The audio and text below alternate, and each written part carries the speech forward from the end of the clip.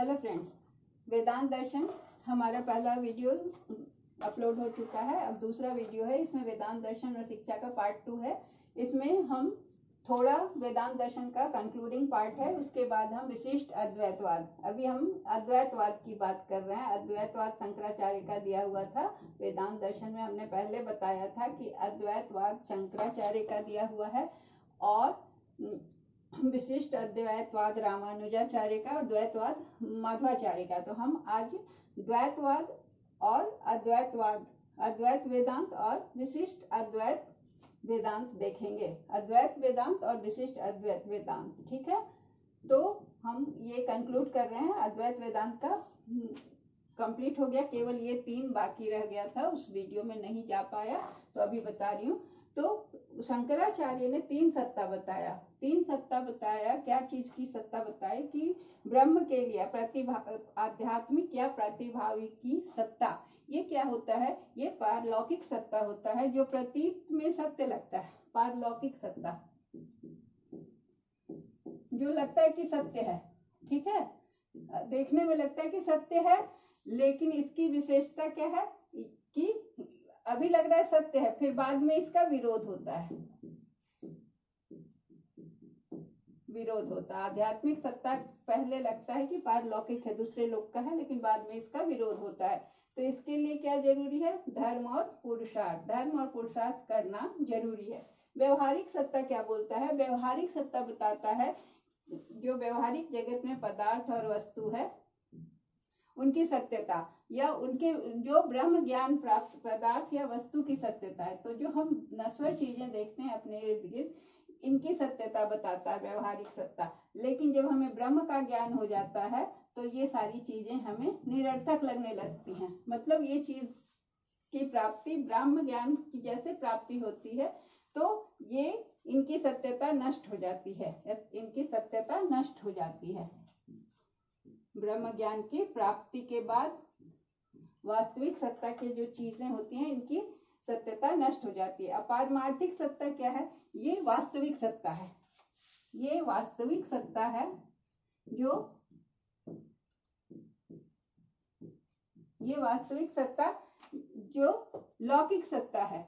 और ये लौकिक सत्ता जो दिख रहा है, ये विकास में बाधक नहीं होती। पारमार्थिक सत्ता ही वास्तविक सत्ता होती है, जो विकास में बाधक नहीं होती। क्या मतलब इसका हुआ? ये वास्तविक सत्ता जो है, ये हमें तीनों सत्ताओं का ज्ञान प्रदान करती है। पारमार्थिक सत्ता से हमें आध्यात्मिक सत्ता का भी ज्ञान प्राप्त होता है, व्यवहारिक का भी, और पारमार्थिक का व्यवहारिक ज्ञान प्रदान करती है। तो ये सत्ता लौकिक सत्ता होती है। तो इस तरह से हमने वेदांत दर्शन का अद्वैत वेदांत शंकराचार्य का दिया हुआ हमने देख लिया। अब हम थोड़ा सा और देख ले रामानुजाचार्य का दिया हुआ विशिष्ट वेदांत का सिद्धांत। विशिष्ट अद्वैत वेदांत उनका दिया हुआ था रामानुजाचार्य का, जो कि आपके सिलेबस में है, इसलिए उसको थोड़ा हम देख लेते हैं। विशिष्ट अद्वैत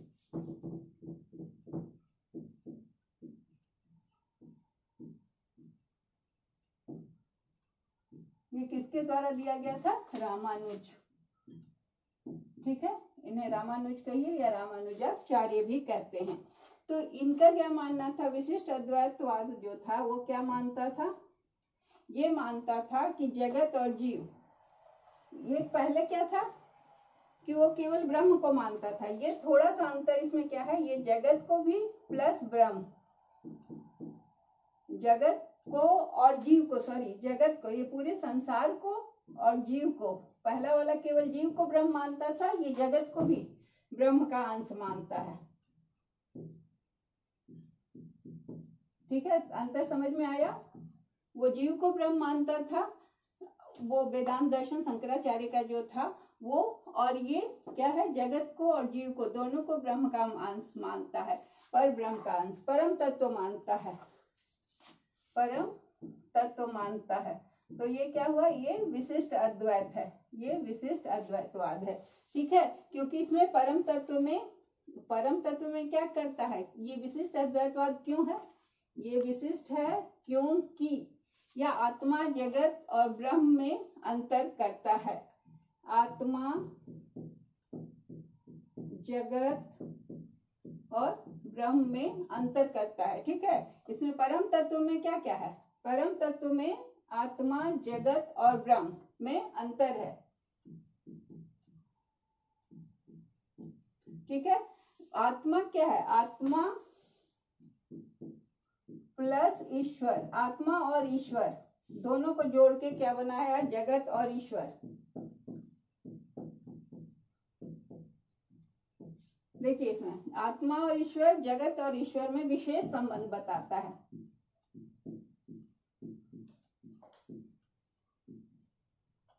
ठीक है, तो इसमें क्या है? रामानुज का क्या कहना है कि भक्ति का उदय कैसे होता है? रामानुज का मानना है कि भक्ति का उदय ज्ञान और कर्म से होता है। ज्ञान और कर्म से होता है।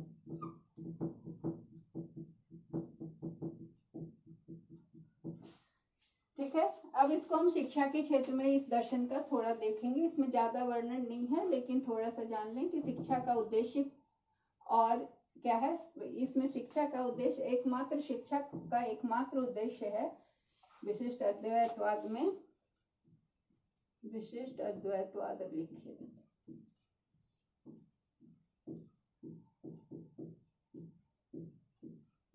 शिक्षा का उद्देश्य है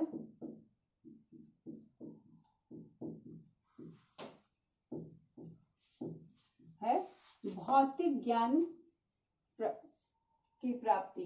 भौतिक प्रमुख उद्देश्य है, शिक्षा का प्रमुख उद्देश्य है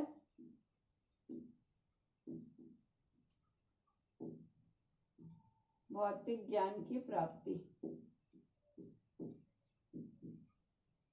इसके लिए पाठ्यक्रम क्या है? पाठ्यक्रम है, ये छोटा सा टॉपिक है, इसको बता दे रही हूँ ताकि आप लोगों को दिक्कत ना हो। इसमें ब्रह्म ज्ञान, पाठ्यक्रम में ब्रह्म ज्ञान, उसके अलावा जगत का ज्ञान, मतलब इस लोक और परलोक दोनों का, भगवान का भी, जगत का ज्ञान, इसके अलावा वेदों का ज्ञान, वेदों उपनिषदों का ज्ञान,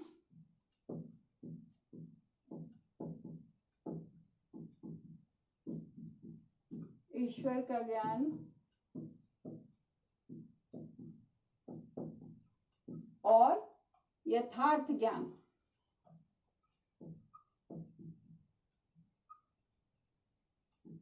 यथार्थ का ज्ञान जो मटेरियल वर्ल्ड है हमारे चारों ओर, उसका ज्ञान।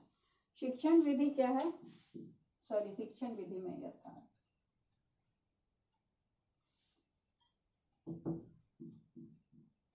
शिक्षण विधि है, शिक्षण विधि में है यथार्थ ज्ञान,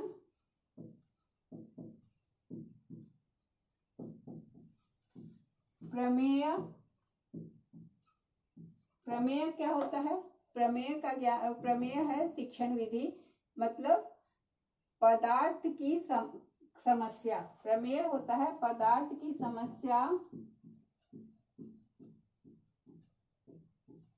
को समझना, या कैसे? ज्ञानेंद्रिय और कर्मेंद्रिय द्वारा।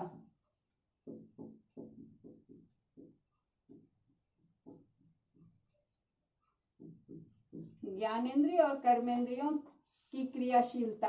ठीक है, और प्रमाण। प्रमेय हो गया ये पदार्थ का ज्ञान ज्ञानेंद्रिय और कर्मेंद्रियों की क्रियाशीलता के द्वारा, और प्रमाण क्या है? प्रमाण के द्वारा भी। प्रमाण भी शिक्षण विधि है जो कि प्रामाणिक होता है। ठीक है, किसी चीज की प्रामाणिकता को सिद्ध करना। और प्रमेय हुआ पदार्थ के को समझना, और ज्ञानेंद्रिय और कर्मेंद्रियों की क्रियाशीलता, ये हो गया प्रमेय, क्रियाशीलता।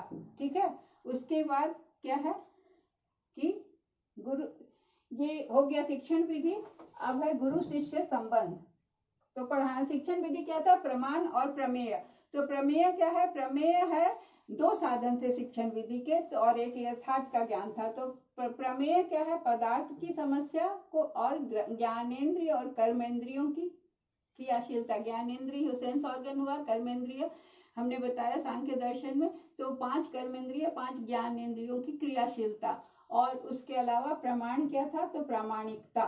प्रामाणिकता किसी भी वस्तु की या जगत के या ब्रह्म की प्रामाणिकता को सिद्ध करना।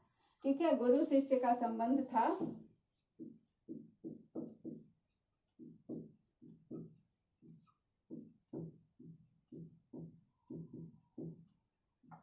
गुरु शिष्य का संबंध प्रेमपूर्ण, छात्र अनुशासित,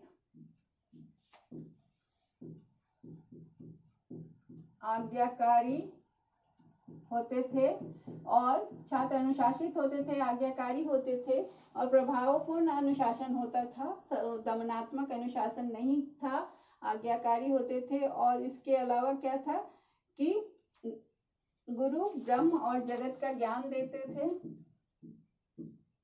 और जगत का ज्ञान देने वाले होते थे। इस मतलब क्या हुआ कि विशिष्ट अद्वैतवाद में ब्रह्म के साथ साथ जगत का ज्ञान भी समावेश किया गया। ये आपको जानना है, यही इसमें क्वेश्चन होगा। गुरुकुल में शिक्षा होती थी और छात्रों को गुरुकुल की परंपराओं का निर्वाह करना होता था।